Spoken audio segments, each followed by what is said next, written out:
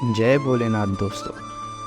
आज हम आपको केदारनाथ में स्थित शिवलिंग के रहस्य के बारे में बताएंगे। तो चलिए शुरू करते हैं। 12 ज्योतिर्लिंगों में सर्वोच्च केदारनाथ धाम की अनोखी कहानी है।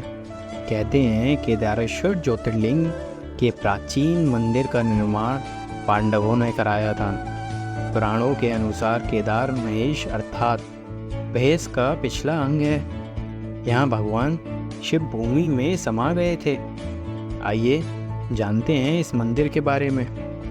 संकट पुराण में भगवान शंकर माता पार्वती से कहते हैं, हे प्राणेश्वरी, यह क्षेत्र उतना ही प्राचीन है जितना कि मैं हूँ।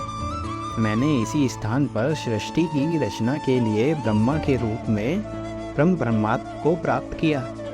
तभी से यह स्थान मेरा चिर परिचित आवास है। ये केदार खंड मेरा चिर निवास होने के कारण भू स्वर्ग के समान है। केदार खंड में उल्लेख है, अकृत्वा दर्शनम वैश्य केदारस्य यो गच्छे बद्री तस्य यात्रा निष्फलतम व्रजते।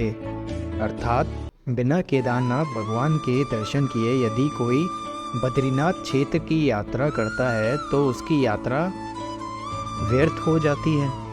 पुराण कथा के अनुसार हिमालय के केदार शृंग पर भगवान विष्णु के अवतार महातपस्वी नर और नारायण ऋषि तपस्या करते थे। उनकी आराधना से प्रसन्न होकर भगवान शंकर प्रकट हुए और उनकी प्रार्थना अनुसार ज्योतिर्लिंग के रूप में सदा वास करने का वर प्रदान किया। यह स्थल केदारनाथ पर्वतराज हिमालय के केदार नामक शृंग पर अवस्थित है।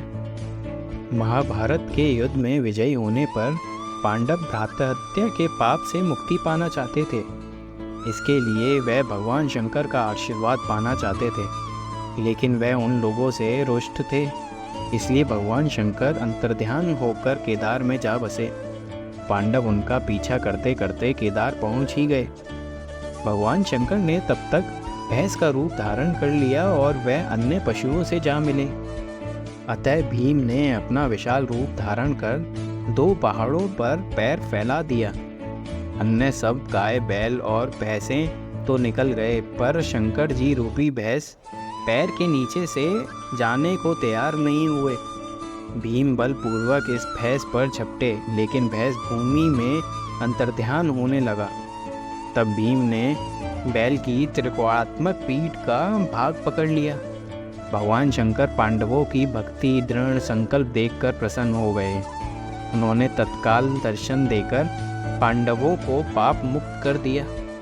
उसी समय से भगवान शंकर भैंस की पीठ की आकृति पिंड के रूप में श्री केदारनाथ में पूजे जाते हैं। तो दोस्तों, ये थी केदारनाथ की कहानी। तो दोस्तों, अगर आपको ये पसंद आया हो तो हमें सहयोग करें। हम फिर आएंगे नई रहस्य भोले बाबा की कहानी के साथ। जय शिव शंभू दोस्तों।